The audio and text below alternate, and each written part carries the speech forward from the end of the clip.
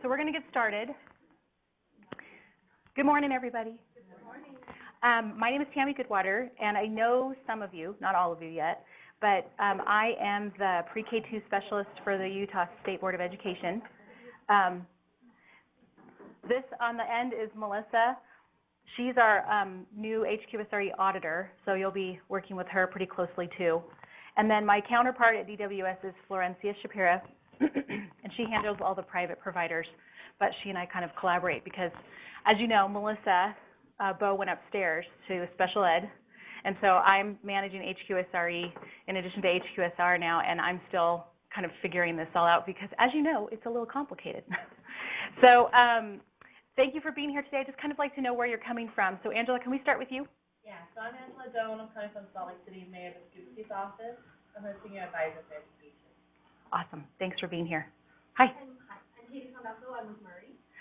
And I'm Debbie. I'm also from Murray. Can I just say, Debbie, how much I've talked about your program to other people just yesterday? Because I don't know if you know that Debbie's from Murray. I went with Melissa to see her program, and it's in a converted firehouse, and she used community block grant funds to do that. And so I've been talking to a lot of people about that. So neat. Good. That was actually one of the people I talked to was Lorene about your program. Yay. Okay. Hi. Oh, they're just back there. We'll go get to them.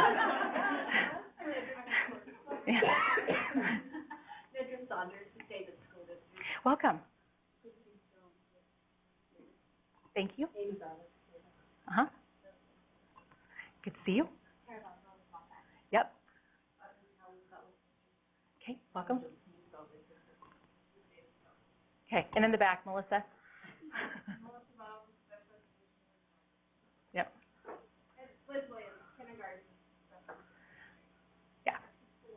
And then there are some people who are listening online, and I did say I sent all of you the link to the live stream so you can, and it's because it is being recorded, so you can access it later today. And then the slides should be up hopefully later today, as well as all of the grant application information. I sent it to him yesterday, so hopefully it will be. I asked him to put it up at 9, but I'm not sure if it's up. I haven't checked. So thank you all for being here today.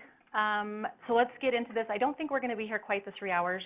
I don't think it's going to take that long, but we wanted to make sure we had enough time so we weren't rushing at the end. So just some background on HQSRE. Is anybody not familiar with what HQSRE is? I know, Angela, you're not. So let me just go through that really quickly. So this is the Utah School Readiness Expansion Initiative. It was signed by Governor Herbert on March 28, 2016, and we put a link in the slides to that actual bill. It's Senate Bill 101. It expands access to high-quality school readiness for economically disadvantaged students. So basically, it's a grant to expand your enrollment of economically disadvantaged students. It provides TANF funds for LEAs. TANF is Temporary Assistance for Needy Families. And the components, it includes all the components of a high-quality school readiness program. And there is an independent evaluation of performance outcomes that's done by ETI, which is the Educational Testing Institute. They're not going to be here today, but they may, they're not going to be here today. Now, I think if she wanted you to know anything, she would have sent me some slides. So, the purpose of this grant is to provide grant funds to local education agencies, or LEAs, with existing early education programs deemed high quality. Private providers can also access this grant, but they access that through DWS, and it's a separate application process. So the grant is intended to increase school readiness, to improve academic performance, and to reduce remediation costs associated with lower performance. Anybody can apply, or the programs that are eligible to apply provide services to economically disadvantaged 4-year-old children. You need to illustrate how the funds will be used to expand your current preschool program, because the grant pays for new economically disadvantaged students, not existing ones, unless they were 3-year-olds in your 3-year-old program and they're now moving to your 4-year-old program. You also have to be deemed high quality as determined by the ECHRS 3. And some additional rubric criteria. So I do have a couple of the ECHRS books if anybody's not familiar and wants to look at it. These aren't to take with you. There were standards books at the back. You're free to take those. They're in English and in Spanish. But these I need just because we have limited copies. Okay, any questions so far? Okay, good. Child eligibility. Eligibility criteria for children attending TANF preschool programs is the age of the preschool pupil. They have to have attained at least their fourth birthday by at least their fourth birthday on or before September 2nd of the year in that they're enrolled. They must also meet the following criteria for TANF eligibility.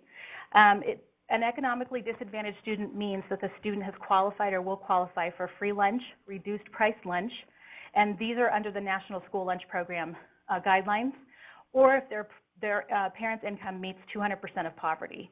And that validation of eligibility will be required. And I put a sample of that. Most of you have seen it. That's in your packet. I did put a note over it because the income guidelines will be changed in January. But I wanted you to see also I circled.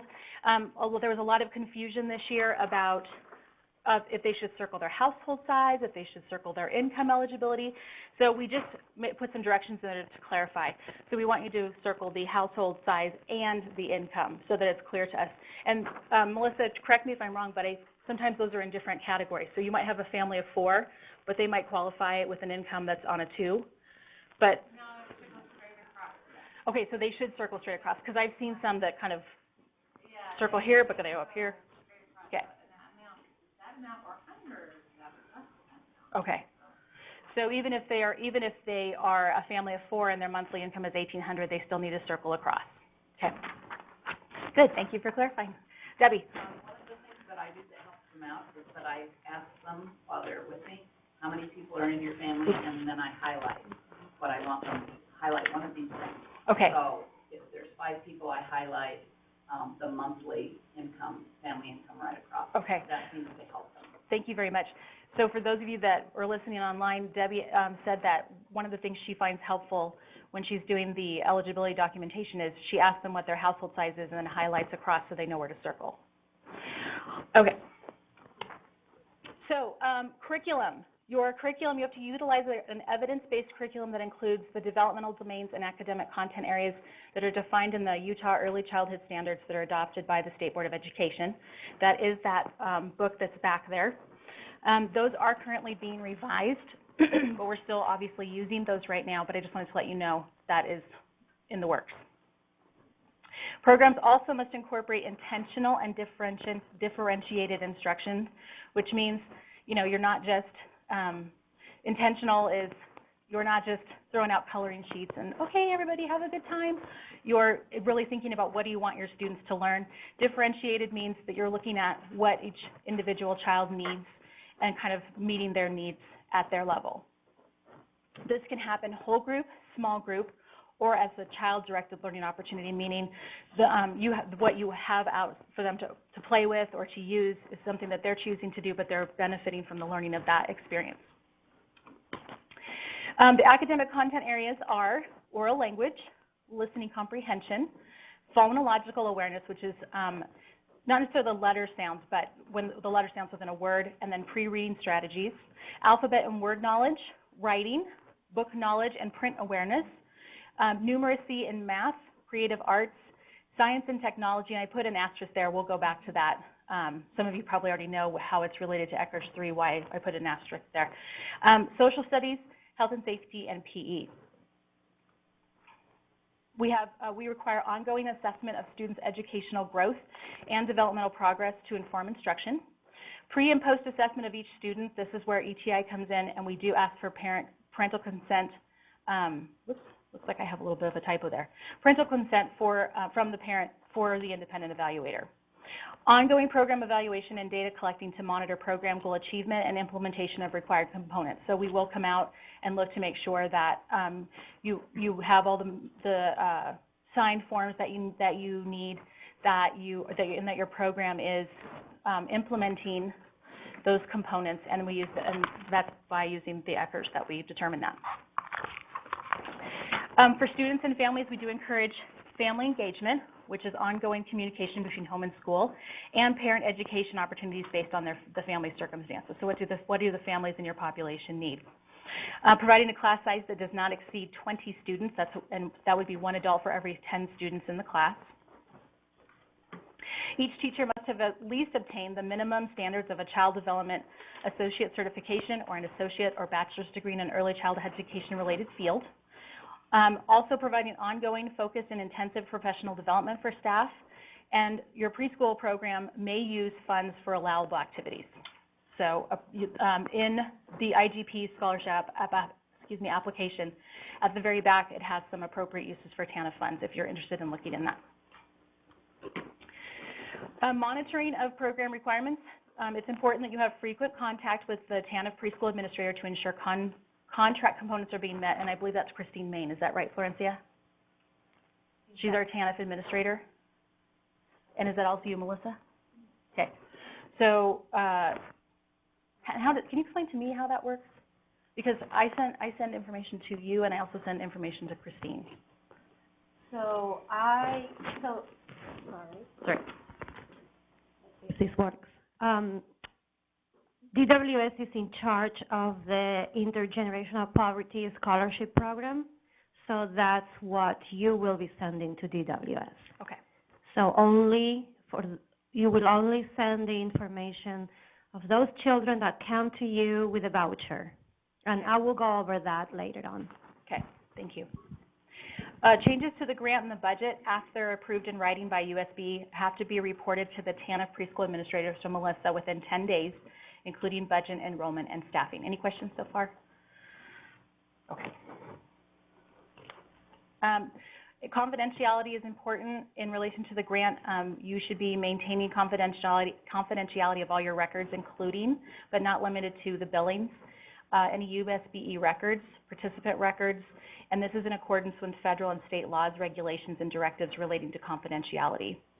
You need to inform all of your LEA officers, employees, and agents providing services of the confidentiality provisions, and you're responsible for the consequences of any breach of confidentiality. And one of the questions that came up when I was out doing the fall monitoring this year is who should be signing those, the code of conduct and the disclosure for your staff. Anybody that's providing support services to your students, if it's, I was up in Duchesne and they had a PE specialist that worked with their students for 15 minutes every week.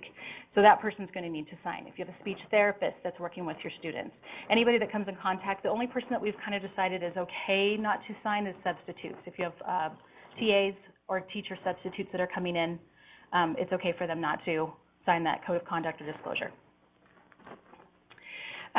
This all comes under the FERPA, the Family Educational Rights and Privacy Act. This is a federal law that protects the privacy of student education records. It allows for the disclosure of personally identifiable information from education records without consent for education-related purposes only. So I have an example there for you that you can read if you want more information about that. It also provides that the personally identifiable information from education records cannot be published in a way that would allow individual students and their parents to be identified. There are penalties for failure to perform. The failure to meet the performance standards are applied as follows. The preschool's performance is reviewed against the performance standards in Section 4 of the performance standards on a time frame outlined by the TANF preschool administrator and the State Board of Education. That's in the application. Failure to meet a standard may require the preschool to develop a corrective action plan and successfully implement the corrective action plan or face termination of the grant. Grant performance should be measured by the following performance standards. Verification, so the ability to immediately produce documentation which verifies eligibility of enrolled children and the number of children served, and all the performance information that's reported to USBE and the TANF preschool administrator. Accomplishing all of the reporting and documentation deadlines and requirements as provided for in the grant, and adherence to the established schedule for the delivery of designated services as approved by the USBE. So here's the application process. December 15th is when the letter of intent to apply for HQSRE is due.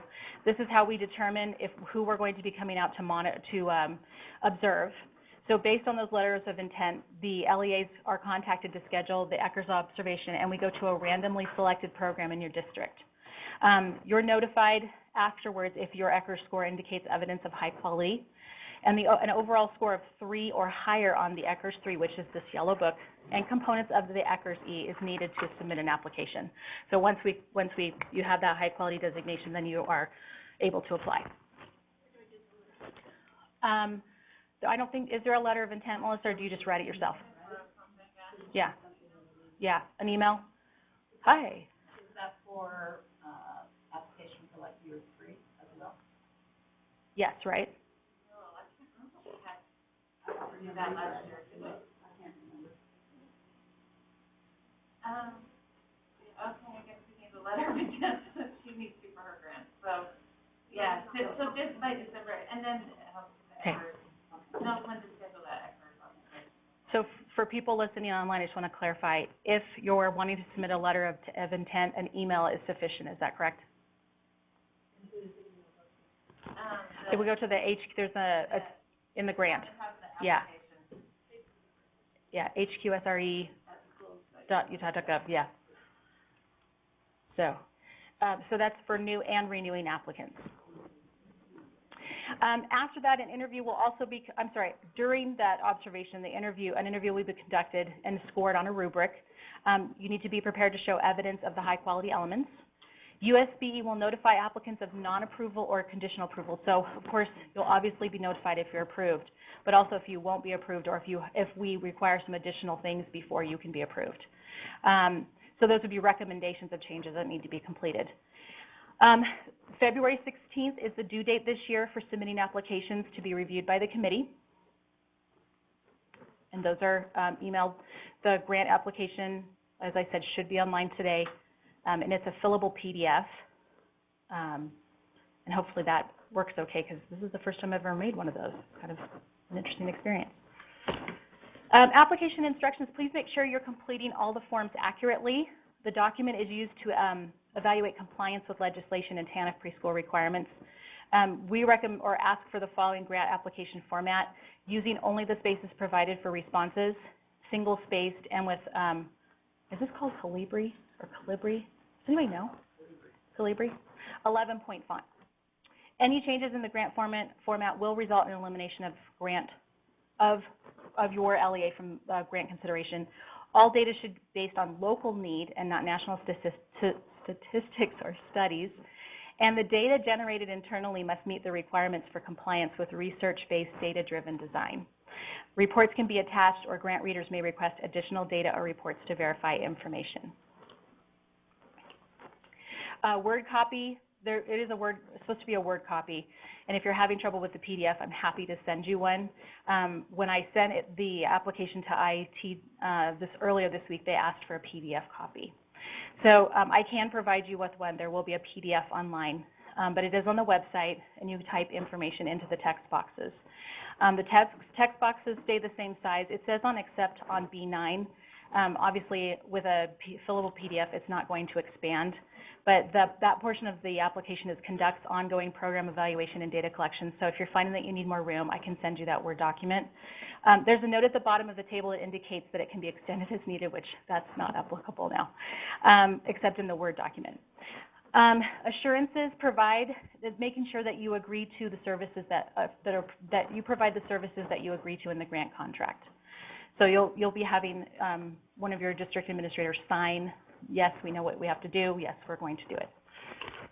TANF preschool responsibilities, high quality preschool services consistent with the needs of the local community, including partnerships with other early childhood providers to enhance program services and avoid duplication. Demonstrating how services provided by the preschool are based on the needs of qualifying children. The intent of the TANF preschool grant is to provide local communities with high-quality preschool programs for underserved children and who are also at high risk for school failure due to poverty. Applicants, or I should say associated with poverty, that's not due to. Applicants must demonstrate how they will serve additional new children who are TANF eligible and not children already attending the program. Any questions so far? Just to make sure. So for recruitment, this is part of the expansion. We want to know how you have determined that there's a need for the services that you're proposing. We'd like you to describe local data that was used to determine the population you'll serve and the needs of the families. Grant readers may contact programs for additional information to verify data. What policies and procedures will be used to admit eligible students to the preschool program, and how will you recruit eligible children who are not currently receiving preschool services? Those are questions we want you to answer. Funding. The grant must supplement other sources of funding, not replace it. So describing what fees the student's parent or legal guardian will pay. How will other funding sources be used to increase access to the program? Those could be federal, private grants or donations, or existing or planned partnerships, or home-based technology provider. And how those funds will be used to expand the number of eligible students served, target the highest risk students, including children at risk of experiencing intergenerational poverty, and support an inclusive program. So this is what the budget detail and narrative looks like. I think I included a copy in there for you, just so you can see it. On the budget form, you're going to itemize, detail, and describe on each line item for each year of grant funding requested. So there's the budget detail form and the narrative. And for details on allowable uses of TANF funds, there's a link to that on the DWS website. In submitting an application, programs agree to the stipulations below. The Utah State Board of Education reserves the right to reject any application received if it's determined that the proposal does not meet the specifications outlined in the application, or if funds should be limited for any reason. We are the final approving authority for all reports and products occurring as integral parts of any funding agreement resulting from the application. Funding for purchase, construction, or permanent improvement of any building or facility is not authorized. All documents, reports, and any materials associated of any kind from the application become the property of USBE, and the application must include a signed cover page with the original application. The Utah State Board of Education will evaluate each proposal received. Selection will be made by the end of April 2018. Selection of awards will be made by the Utah State Board of Education based on high quality status and performance on the grant application rubric. An award is not final unless approvals are given at each level, and no funds may be expended prior to final approval. So this is just a copy of the application rubric. It's also included in your packet. If you receive a conditional approval, if we recommend that, a letter is sent to the applicant. There's a list of conditions that have to be met for application approval. The amendments must contain recommended changes or explanations of how those conditions will be met. And then after it's reviewed and the application is approved and all the amendments, if monies are available, then the applicant may be approved for funding. So this slide is just in regards to your ECHR score. Does it come up where it needs to be? We want people to be accessing funding. And so if there is some things that we think you could improve by starting for next year, we would just go through this process. What is the ECHR score for reapplication? 3 or higher. Really? Same that doesn't increase? No, not at this time. Mm-hmm. We're seeing how ECHR impacts student outcomes, which will come with the key a little bit. We'll be able to analyze that. Mm-hmm.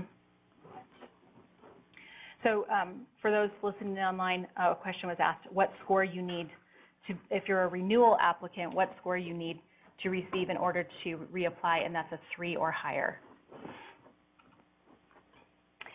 The Utah State Board of Education retains the right to negotiate reasonable adjustments with programs or reject any and all applications. Successful award will meet the intent of the funding and be the most advantageous to the goals of the legislation. The USBE may consider suggested modifications to the application received at any time before the award is made, if such modifications meet the intent of the funding are in the best interest of the state of Utah. The successful applicant will demonstrate the ability to document, coordinate, and integrate project activities with direct project costs and expected outcomes that best meet with the intent of the funding. And cancellation of grants. The Department of Ed reserves the right to terminate any contract if the recipient demonstrates fiscal irresponsibility, fails to perform in accordance with the conditions of the application or grant, fails to perform in accordance with the application or any negotiated modifications, or if the terms and conditions under which the application was approved change and the applicant can no longer fulfill the needs, objectives, or population to be served. Also, equal and fair consideration of all populations regardless of race, gender, color, national origin, religion, age, or disability. That also includes the selection of personnel, advisory, or steering committee members, and in any other activities operated as part of the project. This is a performance-based contract. Payments to programs are reimbursed through USBE and based on an actual TANF-related expenditures paid by the preschool. The contract is performance-based in that penalties will be assessed for failure to meet specific performance standards. So the contract effective date begins July 1st, 2018, and it continues through July 30th, 2019. That's contingent upon funding and performance with the option of a third-year renewal, but there is not going to be, this is the final year, correct? Yes. Yes. So all funds and everything needs to be submitted by July 15th. Last year we let you go until July 30th, but for the third year, DWS is saying this is the deadline. So that helps us be aware of salaries. If you're including salaries in that third year, you need to figure out a way, if your closeout isn't until the end of July, how to get that submitted. You said July 15th? I think it's July 15th. Okay. So if you're listening online, because this is the final year of the grant, But we'll double check on that for you. all of your expenditures need to be submitted by July 15th, 2018. We'll get that date from DWS. I mean, 2019, okay. But Okay. that would just impact those who have salaries on the grant. So if you're listening online, make sure that you consider your salaries when you're considering your expenditures and that deadline. Reimbursement procedures. So this is where Melissa comes in, was going to be your best friend. Reimbursement requests and backup documentation are submitted through the Utah Consolidated Application System, the UCA. Is anybody not familiar with that? Okay, I'm not. I just got access this week. Yeah, I haven't even had a chance to get on yet, but yeah, that's where you submit it through. The requests are reviewed, and then they're reviewed by us prior to submitting to DWS for reimbursement.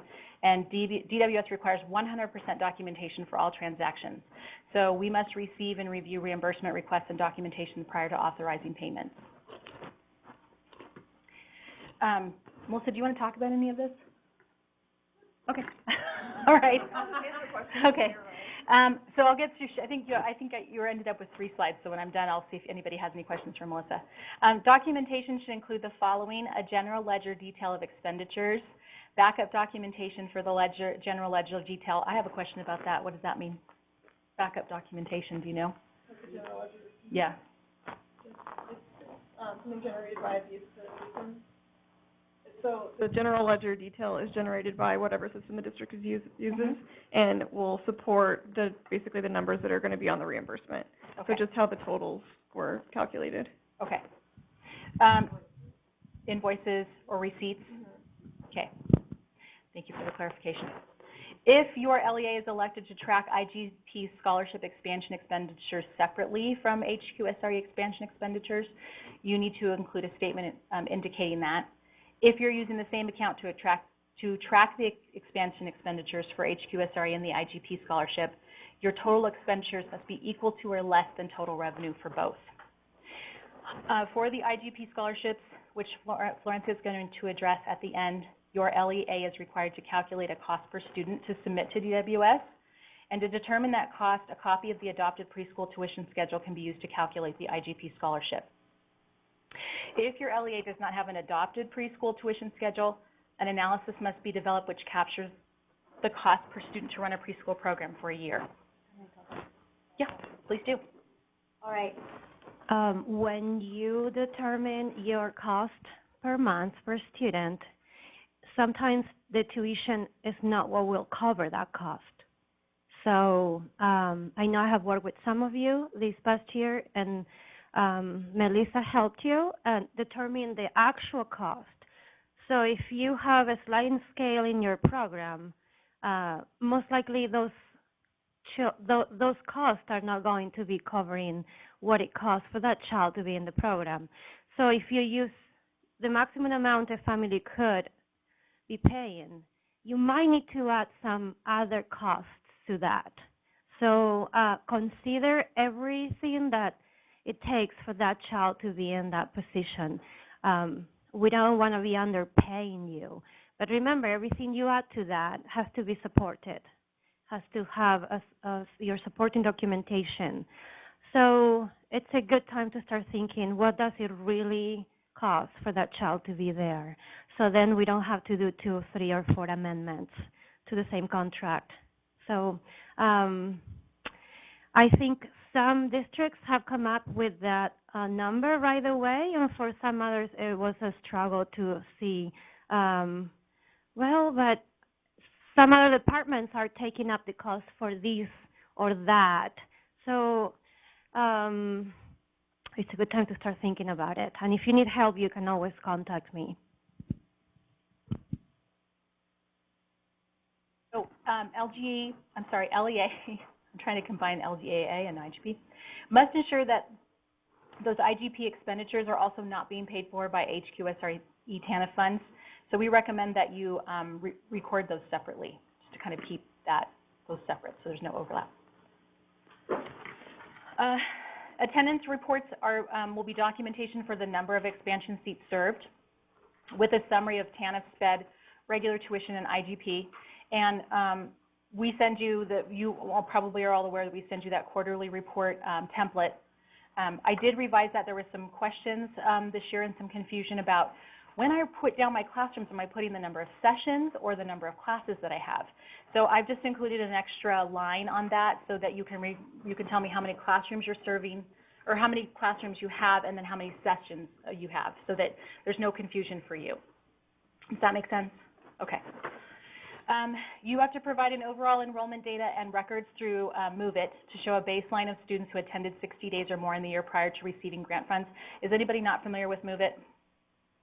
Okay, I just want to make you're not, Tara.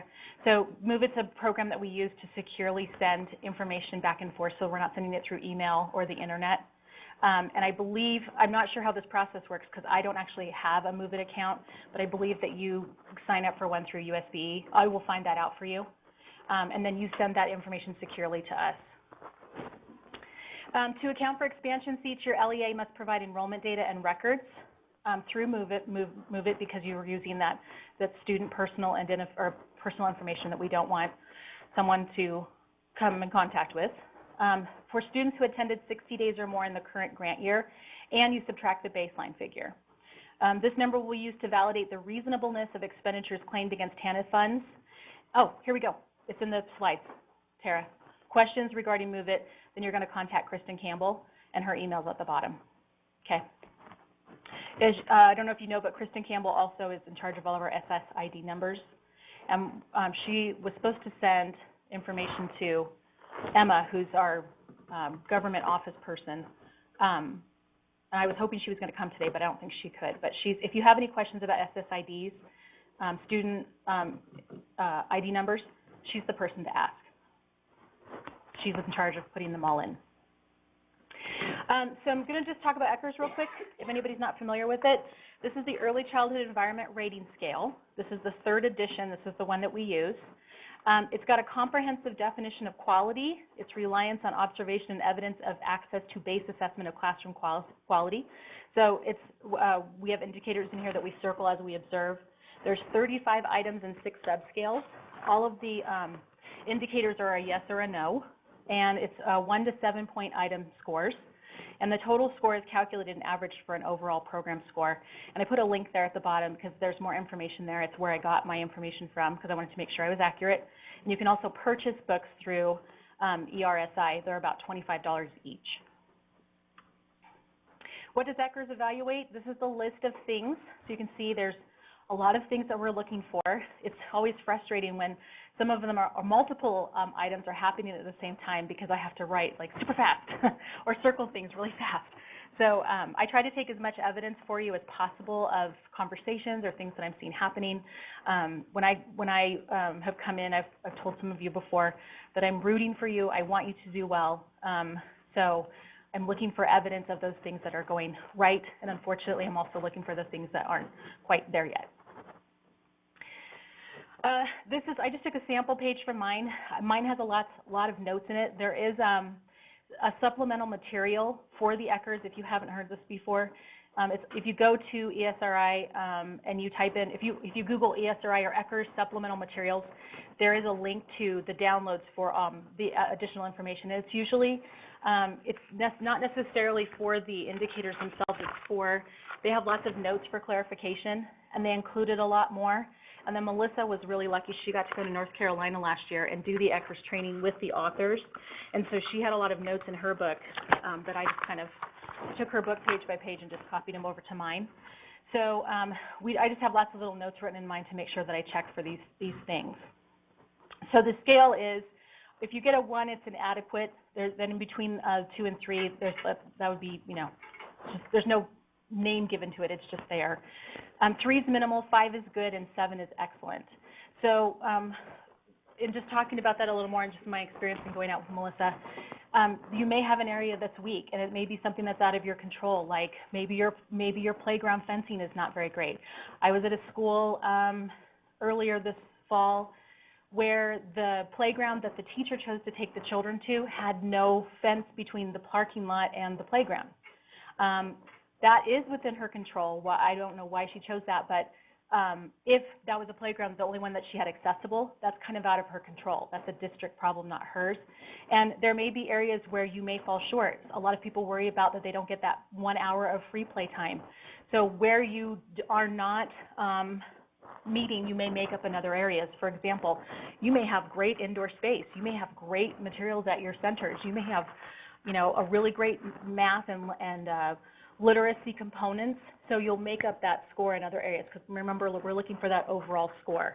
So it's always good for you. That's why we come out when we do the monitoring. We come out and do a dry run if you want, just so you have some feedback to see where you need to go, what your strengths and weaknesses are.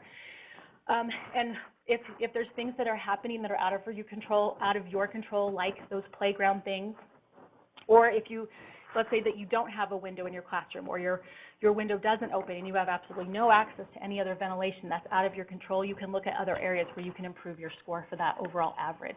Does that make sense? Okay. Everybody gets so worried when we come out. They're so scared. You don't have to be. I mean, I would worry about the score too, but I really am rooting for you.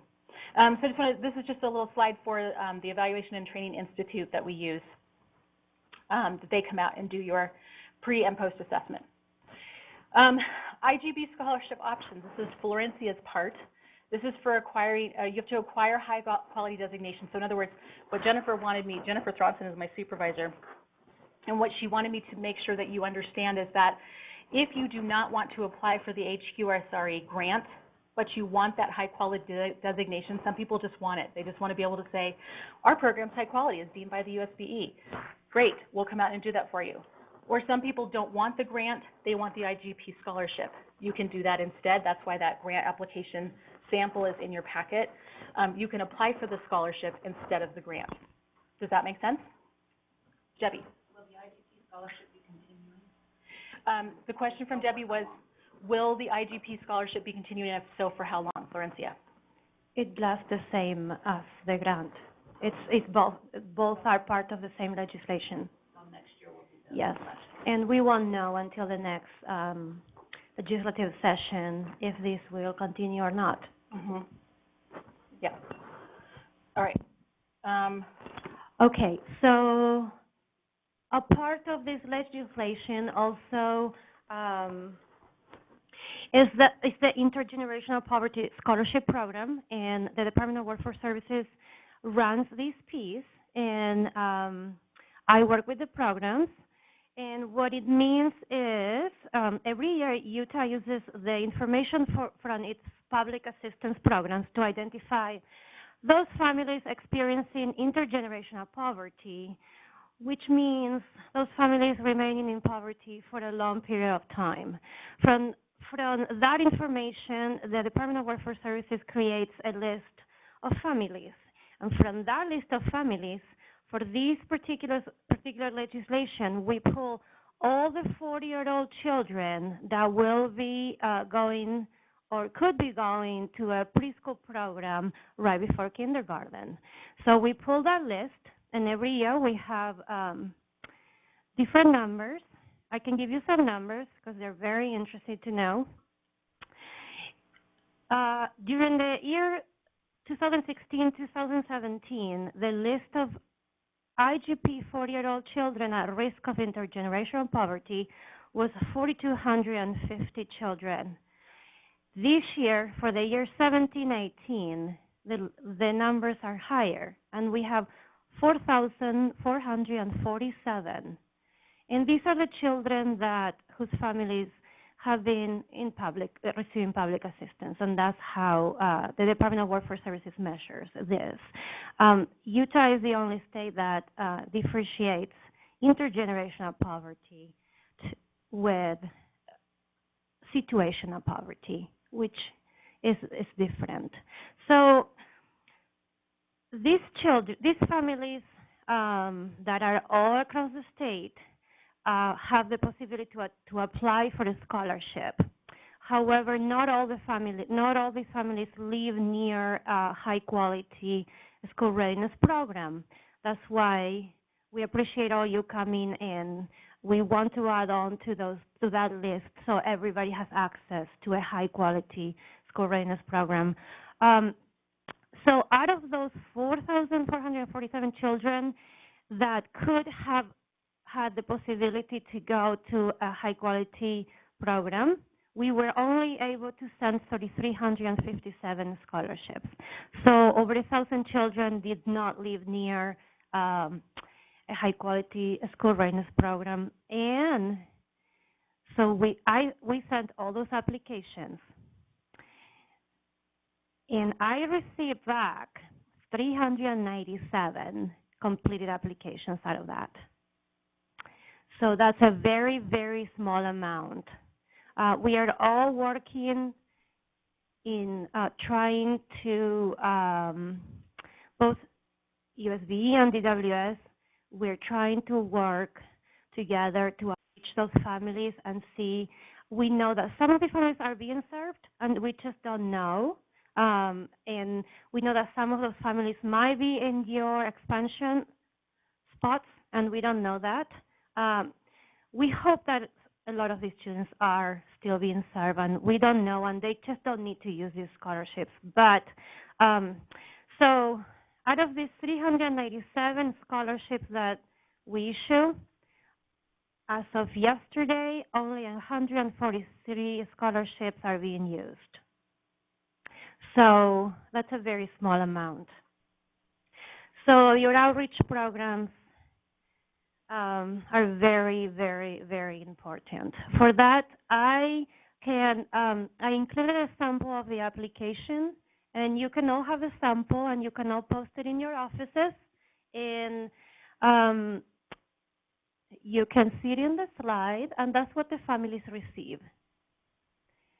And you cannot just give this application, you cannot give this application out, but you can say, if you have received this application, we can help you fill it up. And I have had many of the school districts actually send those to me directly.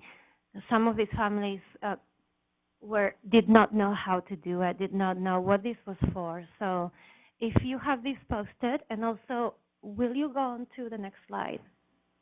This is the voucher they receive. So you can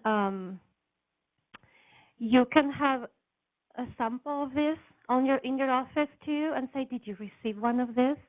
And it's happened that that's how they use it, because a lot of these families receive a lot of mail from DWS. Yes, Melissa. There is an application in Spanish, and I could send you all both, Spanish and in English. Does anybody have any questions regarding this piece? Debbie? Can I give you this? Yeah. Yes, Debbie. So, as I understood it last year, you sent the information to the families that qualify or that would qualify, and then it's their job to find a high-quality preschool somewhere near them. But as a follow-up, I further understand that you cannot share those names with us so that we can give them a boost. So it's still that way? Yeah.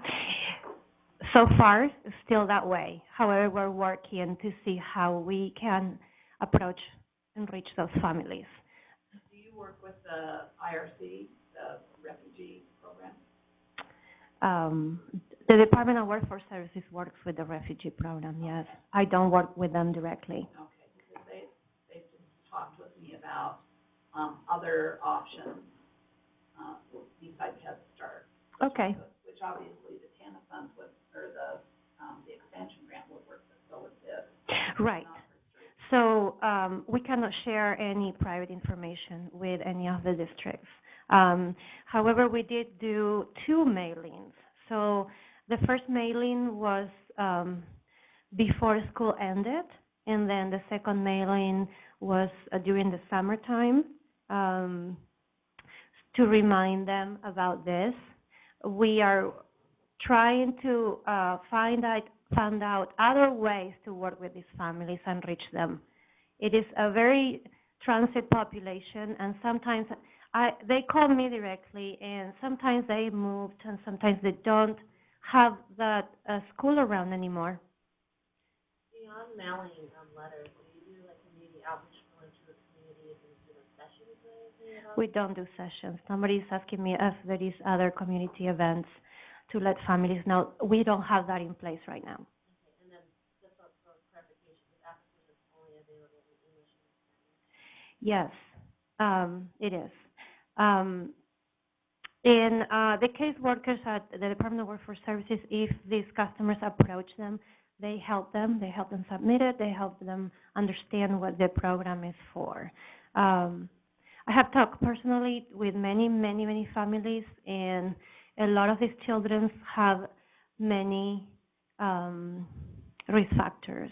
And so do the families, and we want to help them. There is a lot of some families just don't have the information, just don't know, and don't know what it is to go to preschool and what the difference there is with kindergarten.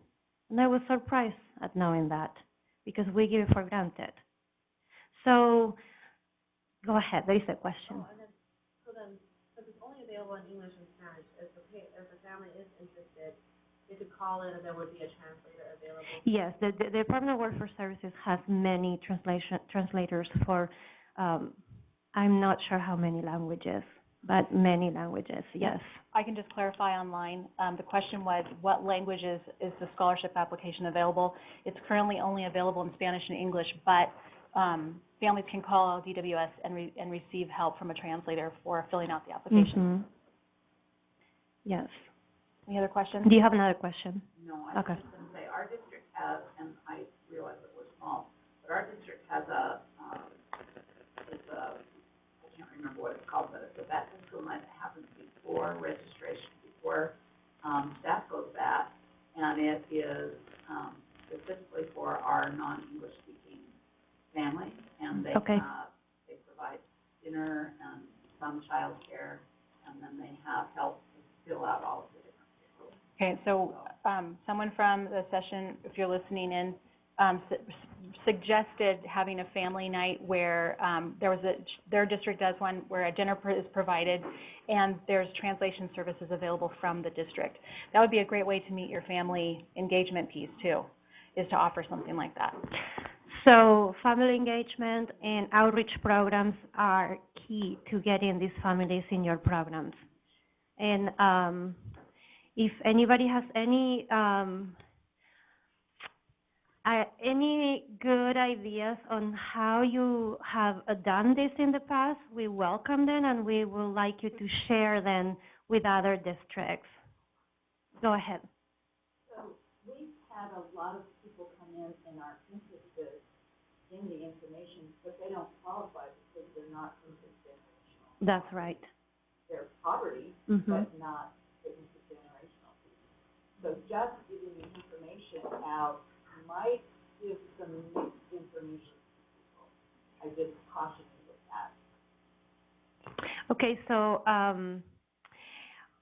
what was said is that just giving the information might confuse people because not everybody can apply. These are pre-selected families.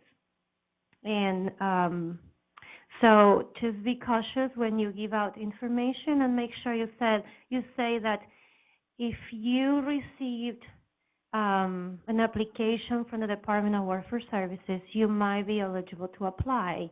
And you can always have them contact their caseworkers. You can ask, do you have a caseworker? Do you have a case number?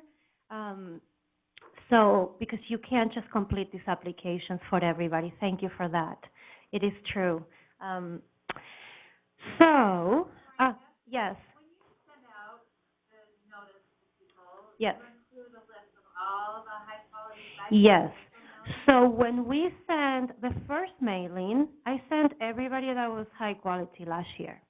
I included everybody. Then the second mailing most likely has the updated ones with more schools. We want more schools in that list.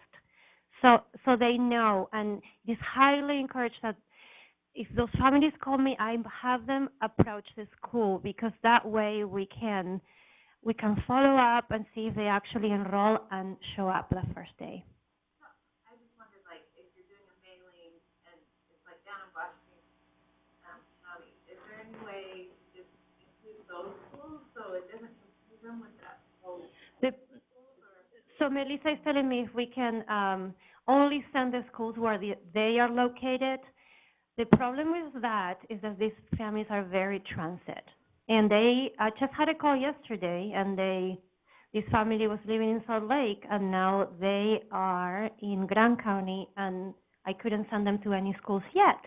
However, I'm hopeful that we can include all the rural areas in the IGP counties, so we can send it to all these children.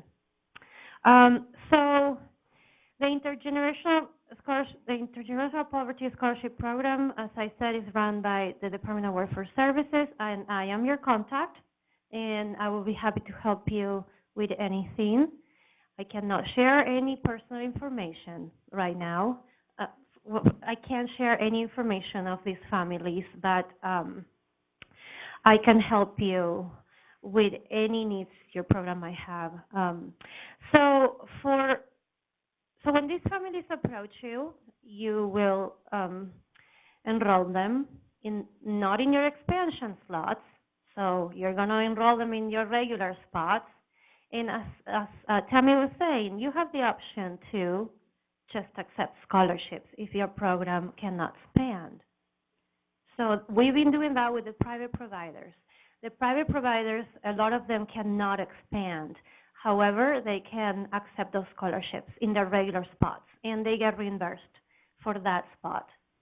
And we have a lot of success with that, because we have a lot of small private providers and others that just didn't have room to expand. When those children enroll, you are, say a child enrolls in your district, if that child attends one day, that your district gets paid for that child. If the child moves to a different district, we're going to have to wait for the next month. So make sure you know how you're going to handle those expenses. Also, I will be sending each of you an invoice template that you'll have to use. It's very, very simple. So the first thing you have is your cost per child per month, as Tammy was telling you, and that's all I need. I need the cost per child per month to initiate a contract. Your program will then sign a memorandum of agreement in which states that for each child will pay you so much. It is highly encouraged that you look at your expenses and see how much it actually costs for each child to have to be in your program. That's what's going to be in your invoice. The invoice is very simple, and you basically put how many children in each of your locations, and then you add that cost per child per month. And so the invoice template has two tabs, and the second tab is your supporting documentation. The supporting documentation is the voucher number, the name of the child, and the parent's name, so I can match it. Because sometimes there's typos and there is mistakes in that you wrote a wrong voucher number or the wrong child. We just need to match all of that. So, and this invoice is sent also through your USB secure site, and the person in charge of this is Kristen Campbell. So you can, it is highly encouraged that you invoice regularly and not wait till the end of the year to invoice us. I would expect at least 4 invoices during the year. I want to know where those children are, because if we can do more to reach those families, that would be great. There is an initial report, and it was just due this past October, where each of your program tells us how many children with scholarships are enrolled in your program, and there's other information that time it requires. And basically that's because most programs have not invoiced us yet. So we want to know how many kids are enrolled and are attending programs. So I was talking about the invoice. You can always tell me I'm ready to invoice, and I can remind you how to process that invoice. So what you do is you send an email to Kristen Campbell, and you say, Kristen, I'm ready to invoice DWS for the month of October, November, and the enrollment fees. So she will give you a password to a secure site, and that's where you upload it. If you make a mistake and send it to me, it's still secure. It's a government email too. It's secure, so don't panic. But we have to use your USB. Move it. Is that the name of it? So Kristen always tells me when the invoice is ready. If you haven't heard from me, please check. Things happen. The website sometimes doesn't work. Packages get messed up. So when you are completing the invoice, even though it's very simple, make sure you complete every line of it. There is a DWS number, which means what's your contract number. It's a date. There is a range. There is signatures. If any of that is missing, it can be processed. So make sure you include all your supporting documentation. I'm going to look through my list and make sure I'm not forgetting anything. I think I went through everything. Does anybody have further questions? Is there any questions online? I don't think so. I have a question though. Go ahead. Could you, some people have talked about ways to include it in enrollment, which I know we can't give them the application, but could you include, like maybe at the top half and put a sample of the voucher and the application and just write sample on it and say something like, if you receive this in the mail, we accept these? You can. You could. Just be very careful and explain that you can't just grab this application and well, you have to have it at home, right? It would have to have been sent to you. So you have to make sure that you say, if you receive these, please let us know. And a good thing is to say, we can help you complete it, and you can always email it to me. You don't even need to fax it. You can email me a copy of it. So that might be a good idea to include what the scholarship application and the voucher looks like in the enrollment packet, so that people will go, oh, I think I do have that. And to even ask them, could you ask them when they come in? Yes, you with can their ask them. completed paperwork, and to have it, like Florence said, posted in your office so people can see it and might recognize it. That might help. Have you spoken with Head Start, so that when they have their application intake, they are asking questions? Several Head Starts are deemed high quality, and we work with them, yes.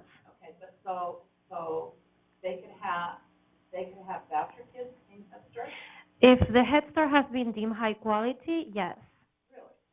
But I have some Head Start programs, and this information is public. It's that if you want to know what schools are high quality, you can go to careaboutchildcare.utah.gov, and there's a list of them. Yeah. Okay. Is there any other questions regarding the scholarship program? If I wanted to do that, could I just email you to get that those sample papers? Mm-hmm. Yeah. So I do have one more question. Okay. I am guessing that this is the same as with the expansion grant, that if you have have a child with special needs is also IGP, that they could receive funding from both if they're not exclusive. So if the child was We not, have a kid with Down syndrome who's third generational poverty and has received one of these. so we encourage families to keep using their special needs, help and not use this application. So Because we special- don't want them to quit doing what they've been doing to move on to a different program that might not be working with the special needs. So the application says, actually, if you are receiving special needs, you won't be eligible for it. But we have cases that the diagnosis came after and then they can use it. So, and I did clarify, so that's what I scholarship with, our legal, okay, and that. So they have, if they have, they're already getting access to Right. school, so then the IDP scholarship works, but for HQSRE, they can't. Right, So- yes.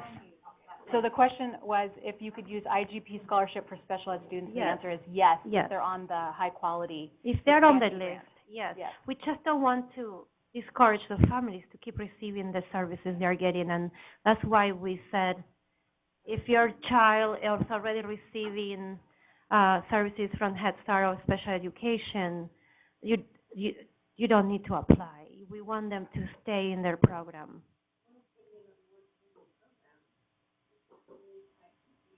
They could change programs. They could change programs.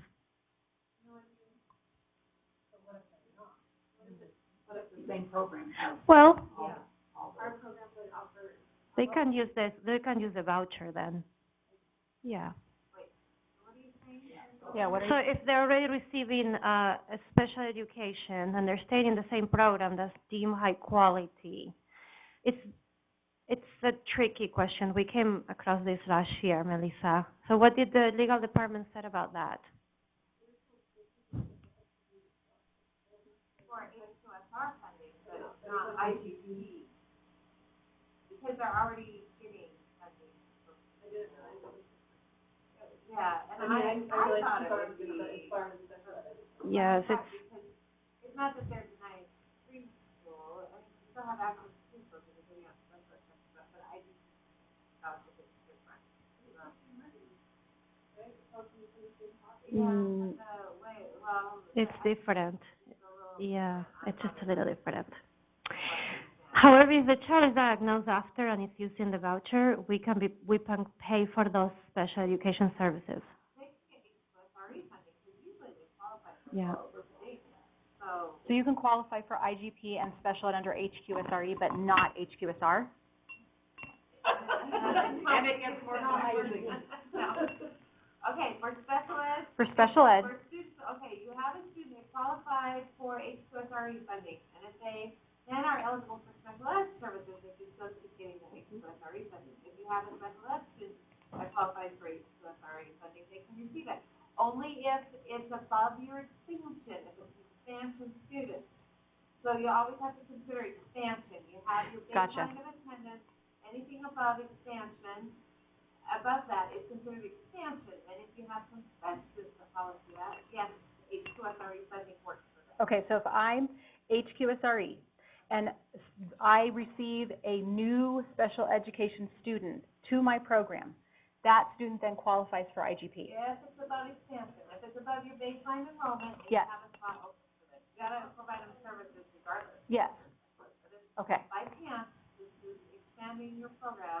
then they would be eligible. IGP is different. You take that, Yeah. They just show up at my door and they're like, hey, we just moved to your district, we're on an IEP, so then I can go. And I also have an IGP scholarship. Well, they shouldn't, if they mark they're already receiving special education services, they shouldn't be receiving a scholarship because they're already receiving services. So you wouldn't be getting those kids in the first place. about expansion. HQSRE is all about expansion. Mhm. Yeah. IGP is any student that comes to your program. Right.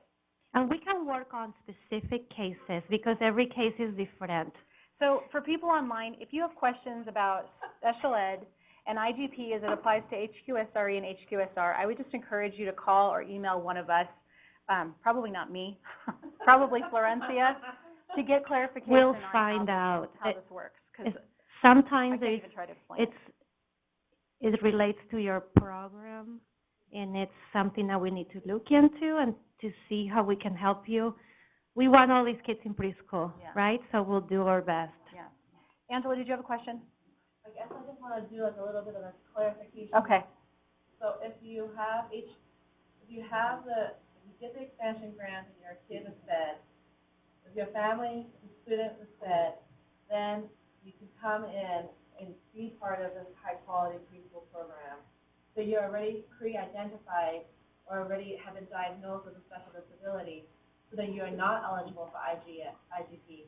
But what if you become identified with special needs while you're on IGP? With a scholarship? Yes. So, Do you lose that scholarship? nope. While you, No, so if a child is identified with a disability after you enroll them and they have a voucher, we'll support that. Okay. So the, they'll get double funding? Well, we can, so the scholarship program can pick up that cost, that extra cost that will come from the special education department. So you have to figure that. What is it? How much is that?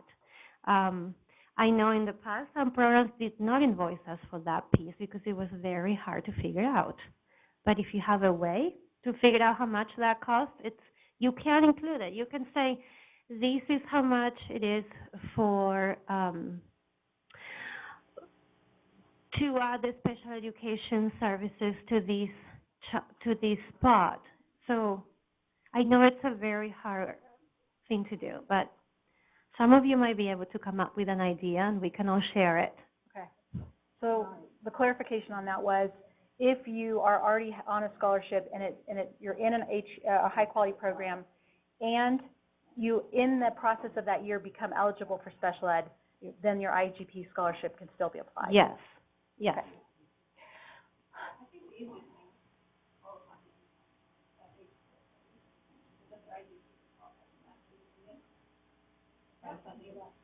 True.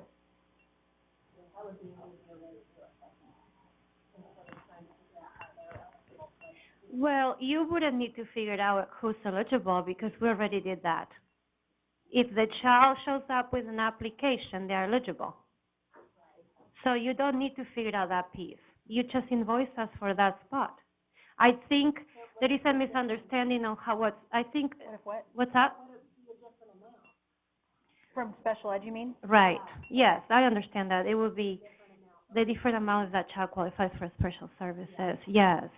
And sometimes your districts can pick up that part, sometimes they can. The smaller districts have had to figure out all those costs.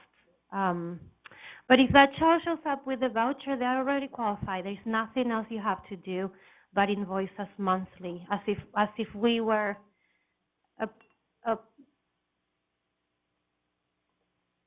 All right. Is there any other questions? Sorry, this is confusing sometimes.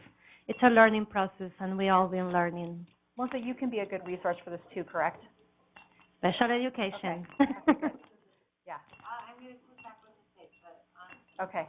Yes. All right, so we're going to get clarification on that. We are yes. Okay. All right. Any other questions about IGP scholarships?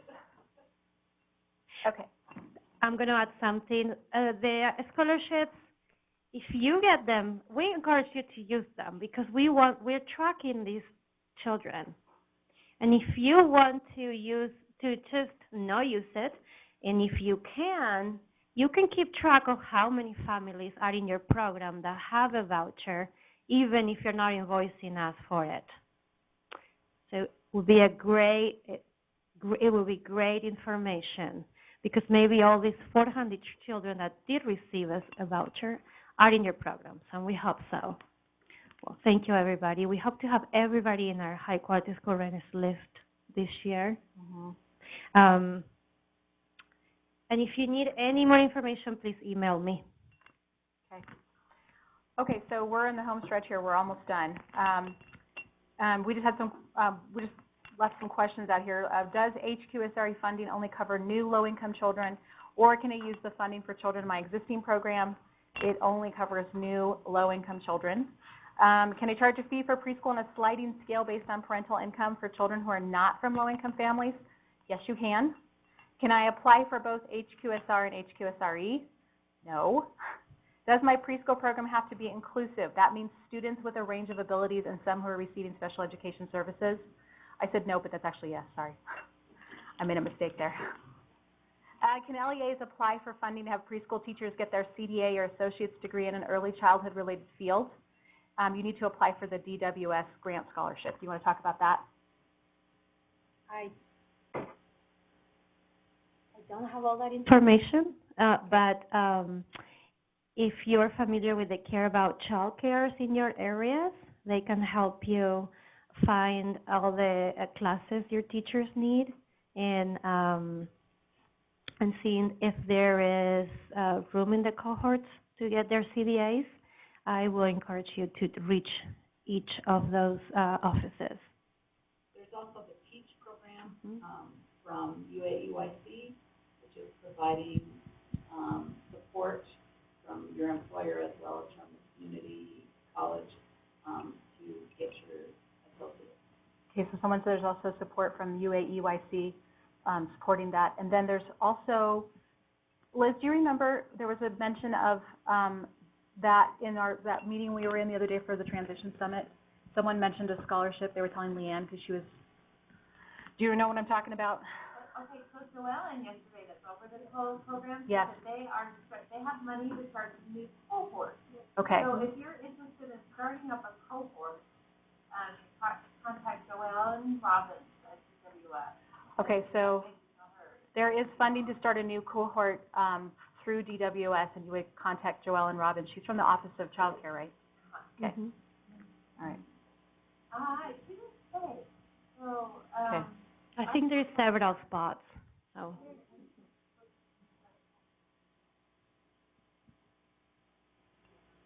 if you need more information on the CDA program, you can contact me and I can get you in touch with Joellen. Or if you have her email, you're welcome to email her directly. Okay. I have to say, on the DWS website, it's really hard to find contact information. You Has anybody tried that? Contact me. It's impossible to find people on there. It's very secure. Yes, well, yeah. So all of you guys are renewals. Oh, For Tara. yeah, that's right. Okay, so this is for you guys that are renewing, you don't have to do that whole application thing again. You'll have that program monitoring checklist. Remember doing this? You guys probably aren't familiar with it. So they'll come in February, as Tammy will send out the link to this. And they'll go through just all those elements that were in the grant. You know, did you do your code of conduct, non-disclosure? How did funding go this year? Did you meet your ECHR score? All those things. So you'll go through all that with her and see if everything's good, then you continue. If there's something you need to write an action plan on, then we'll set that up. And then so you'll have this completed. You need to submit a budget, and then there's just the cover page of the application for how much money you're requesting. I don't know if you remember doing that last year. I think, yeah. I do remember. So that's for well, when you do this program monitoring piece, we'll ask for like professional development and calendar of your activities. Those things outside of the ECHR. Family engagement pieces, you know, what did you do this year for that? And there was a third one. Ongoing assessment, that was the third one. Did you hit your beginning and your mid-year? We're in January. See that you hit those points. Okay, so for renewing HQSRE applicants, you do not need to reapply. You just need to do the monitoring. We'll do the monitoring checklist with it. The monitoring checklist. They have interviews like next week for the new person for HQSRE. So Yes. they'll probably be out to do the monitoring checklist with you. You submit a budget. Submit a budget. And a new cover page. And a new cover page. Just a cover page. So I'll send those out to everyone. What? Oh, because it dropped down.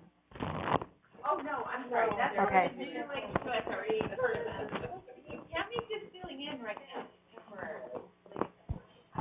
Fingers crossed.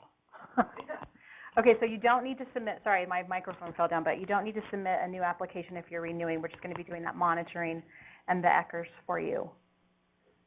Good to know. But you do have to do the letter of intent, yes. Okay. All right, last couple things, there's a 15% gap between reduced poverty level and TANF at can you use the funding for children whose parental income is within that 15% gap? Yes. Can an LEA student apply for intergenerational poverty scholarships? Yes, we know that. Can I use the funding for 4-year-old students who were in the program last year, 3-year-olds? Yes. Can LEAs apply for no, that's the same. Yeah, it is. Okay, so there's your critical dates. Those are also in your slides. December 15th is the letter of intent. January, we do new site visits. January, February, site visits to LEAs already receiving grant money. February 16th is when the grant application is due. March is when we do USBE, the board approvals. March, April, we notify you of acceptance, and then you start your renewal or the program on July 1st. So our goal is always to expand access to high-quality school readiness programs for economically disadvantaged children, to increase school readiness, improve academic performance, and reduce remediation costs associated with poor academic outcomes. And below that, I don't have a slide on here, but I included a slide for you with contact information for Florencia and for me as well. So please, please, if you have any questions, don't feel like you're bugging us. That's what we're here for. I've had people email me 10 times a day, and it's okay. Don't feel like you're bugging us. It's our job. So I just wanted to clarify, the baseline is year one, or what's put in for your, when you first apply. Or attendance. Yeah, Yes, that's your it baseline. stays the same. Okay, Your all right. Okay. baseline always, that's what your district has shown that you've supported in the past. Okay. That's all. That's a good question, too. So your baseline for your attendance is whatever you had that first year that you were on HQSRE. For anybody else, it would be, the baseline would be what your total attendance was the year prior. Questions, anybody? Hey, we got you out of here an hour and a half early. How about that? So thank you so much, everybody, for coming. If you have any questions or you want to talk to us or you want to look at the Eckers book, please come on up and let us know. Otherwise, you are free to go and have a fabulous weekend.